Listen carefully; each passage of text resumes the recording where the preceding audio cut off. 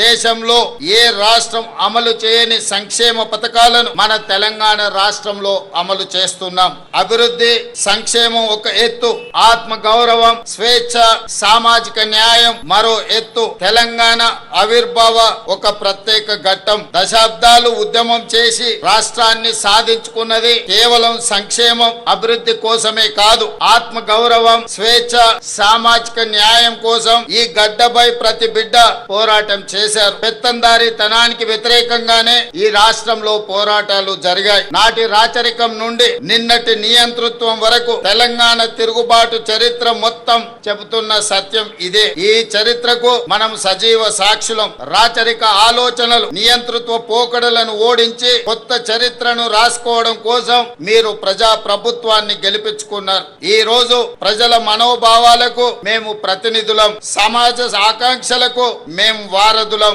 అందుకే మీరిచ్చిన ఈ అవకాశాన్ని మేము అధికారం అని సంబోధించడం లేదు, మమ్మల్ని మేము పాలకులుగా అనుకోవడం లేదు, మీకు సేవకులుగా బాధ్యత నిర్వహిస్తున్నాం. ప్రభుత్వం అంటే నలుగురు చేతుల్లో ఉండే పెత్తనం కాదు, 4 కోట్ల ప్రజల ఉమ్మడి ప్రతినిధి అని మేము భావిస్తున్నాం, బాధ్యతగా పనిచేస్తున్నాం. అందుకే ఇది కేవలం పరిపాలన చేసే ప్రభుత్వం కాదు, ప్రజాస్వామ్య ఆకాంక్షలను నెరవేర్చే ప్రజా ప్రభుత్వం అని గర్వంగా చెప్తున్నాం.